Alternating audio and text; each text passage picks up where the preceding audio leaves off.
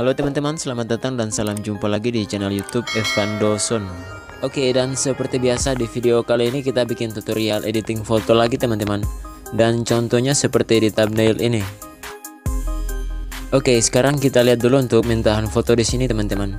Jika foto teman-teman berbeda dengan seperti ini, nanti teman-teman tinggal sesuaikan saja.